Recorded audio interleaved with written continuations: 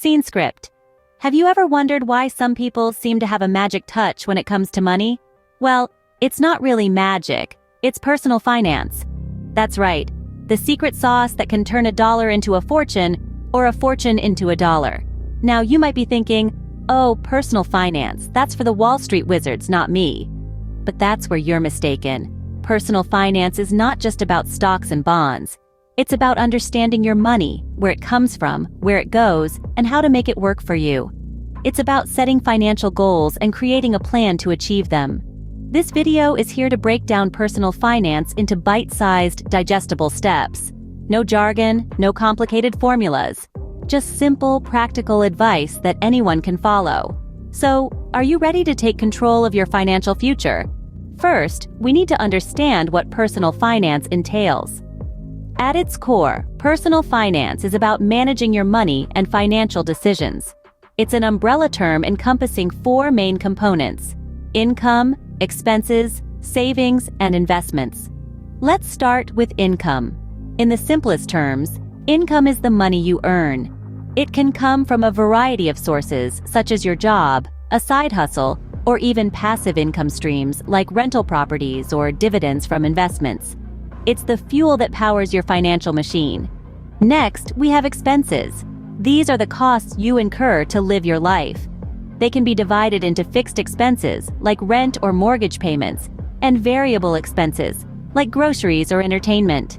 Ideally, your income should be greater than your expenses, but that's not always the case. Managing your expenses wisely is crucial in maintaining financial health. Then we have savings. This is the portion of your income that you set aside for future use. It's the safety net that catches you when life throws a curveball, like an unexpected medical bill or job loss. It's also the reserve you dip into for big-ticket purchases or experiences.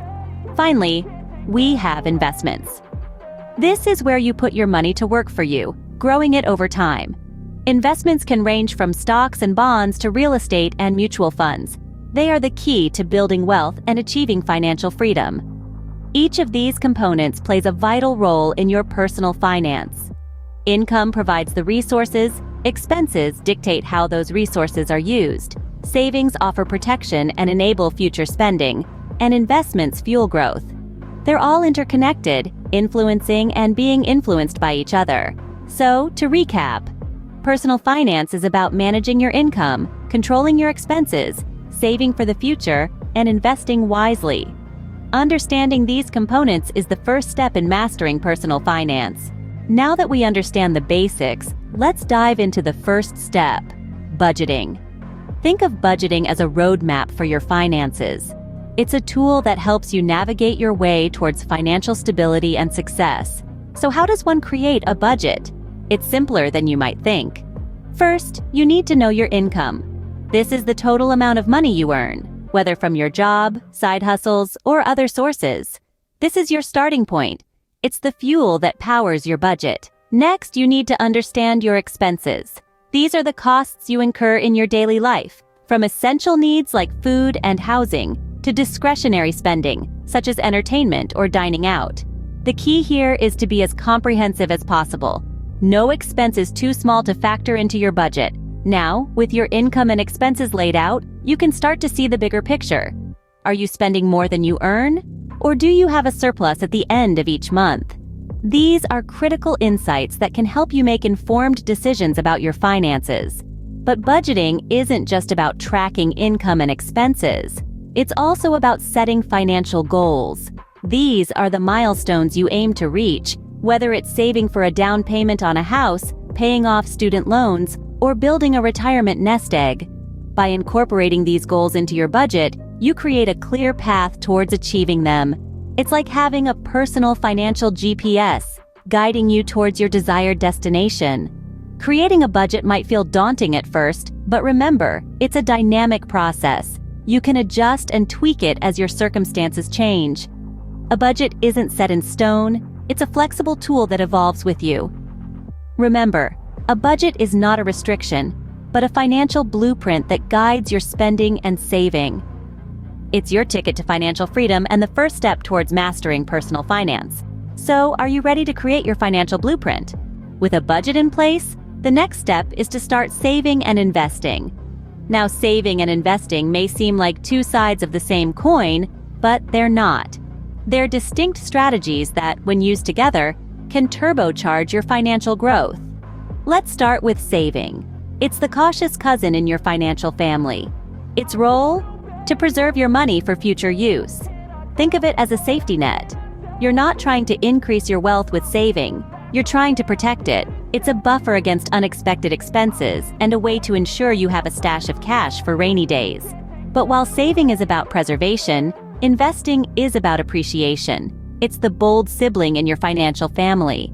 When you invest, you're putting your money to work. You're buying assets like stocks, bonds, or real estate that have the potential to increase in value over time.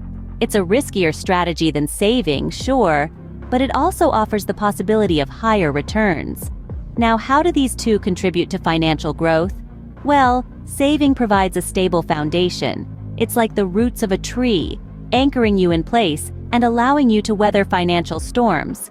But if you want to grow, to reach new financial heights, you need investing. It's the branches of your financial tree, reaching for the sky and capturing the sunlight of opportunity. But remember, a tree can't grow with just roots or just branches. It needs both. And so do you. Saving without investing can leave you stuck in the mud, your financial growth stunted by inflation. And investing without saving can leave you vulnerable, without a safety net to catch you if you fall.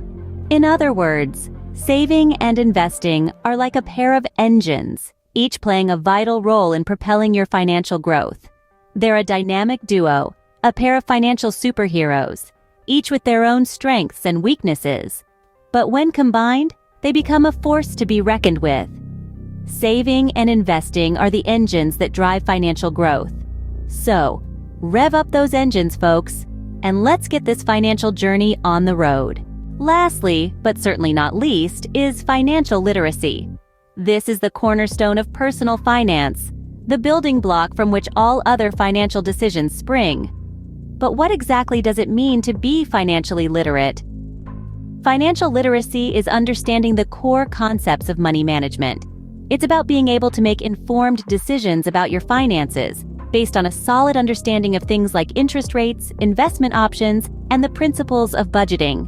It's about being able to plan for the future, to set financial goals, and to understand the steps necessary to achieve those goals. Without financial literacy, we're essentially flying blind. We might get lucky, we might stumble upon a good financial decision by chance, but we can't rely on luck alone. To truly master personal finance, we need to understand the rules of the game. Think of it like learning to drive. You wouldn't get behind the wheel without knowing the basic rules of the road, right? The same applies to managing your money.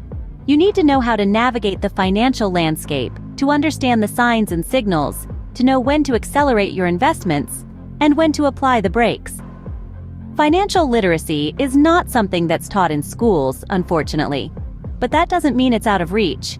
There are countless resources available, from books to online courses, that can help you expand your financial knowledge. The important thing is to make a commitment to ongoing learning, because the world of finance is constantly evolving, and so too should our understanding of it. In the end, financial literacy empowers us. It gives us the tools we need to make smart, informed decisions about our money. It helps us avoid financial pitfalls and take advantage of financial opportunities. It puts us in control of our financial future. So, if you're looking to improve your personal finance, start with financial literacy. Get to know the basics, then dive deeper. Make it a priority to learn something new about finance every day. Because knowledge is power, and when it comes to your money, you want to be in the driver's seat. And remember, financial literacy is the key to successful personal finance management. Let's take a moment to recap what we've learned today. We kicked off with understanding the basics of personal finance. It's like learning a new language, but instead of words and grammar, it's all about income, expenses, assets, and liabilities. We then moved on to the importance of budgeting. It's not about depriving yourself of the things you love, but about making conscious decisions where your money goes. Remember, A budget is telling your money where to go instead of wondering where it went. Next, we emphasize saving and investing. The key here is to start early and let the magic of compound interest work in your favor. A penny saved today could be $1 tomorrow. Lastly, we touched on financial literacy. Knowledge is power, and in this case, it's the power to make your money work for you. Mastering personal finance might seem daunting, but with these steps, you're well on your way to financial success.